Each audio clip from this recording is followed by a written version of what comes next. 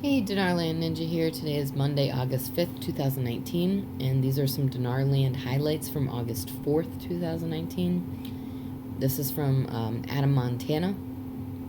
It says, now is probably a good time to throw out a couple friendly public service announcements, my friends. Be safe and smart when this happens. Number one, don't hand your currencies to anyone outside of a financial institution or maybe a currency exchange. Regarding currency exchanges, there's almost zero chance you'll get the best rate there. Number two, nobody is cashing in early. Number three, you will pay taxes or face the consequences. Check with your tax professional at the proper time. Number four, the initial rate may be the best we will get, or it may be wise to hold out for a subsequent raise. Be sure to keep a cool head when this goes down. Okay, from RV Already from TNT. My bank is not open on the weekends. I suspect rates may change on Sunday, but first appointments may not happen until Monday morning. From Militiaman KTFA, article Economy of Iraq and Abdul Mahdi. Quote, it seemed that Mr. Adel Abdul Mahdi's plan is to pump money into the market and increase the purchasing power of the individual. And he says the wealth distribution mentioned in this article is off the charts if the case in point is credible. It is suggesting they are to be, or are now, pumping money into the markets to increase purchasing power. Well, pumping money into the markets, if at a program rate, would not be increasing value. In fact, that would be the exact opposite, as it would be dilution of the money supply having a negative effect on value.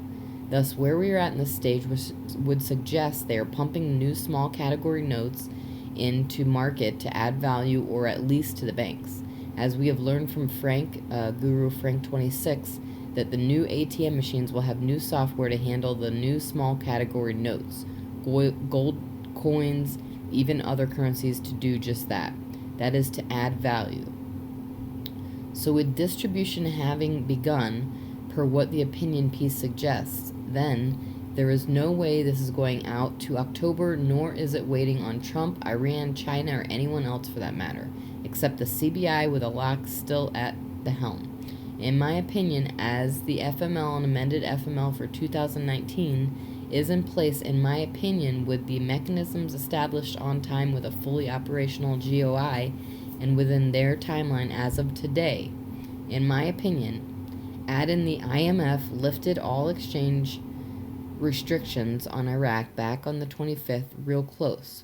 So let that all sink in and keep us grounded. And let's not forget that international Visa and MasterCards were being issued, not for a program rate either. We await the live mechanisms for now. Okay, from Caparoni, about Article 8. If and when Iraq is ready, the IMF will hold a meeting and a press release will come. They are not in Article 8 right now. People won't take the time to read what MCP is. MCP has nothing to do with multiple currencies. It has to do with selling rates for spot exchange. Transactions between the member's currency and any other member's currency, such as dinar/dollar. And it must not deviate by more than 2% between buying and selling rates. Understand the terms of the IMF.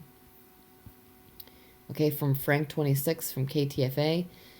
About 2 weeks ago, the IMF came out and told the whole world that Iraq is Article 8. And the only way they can be Article 8 is if they lifted the value of their currency, because it's one of the mandates of the IMF. We believe they lifted the 3 zeros electronically. The theme of international is everywhere. Ever since the IMF said they're Article 8, why don't they tell us?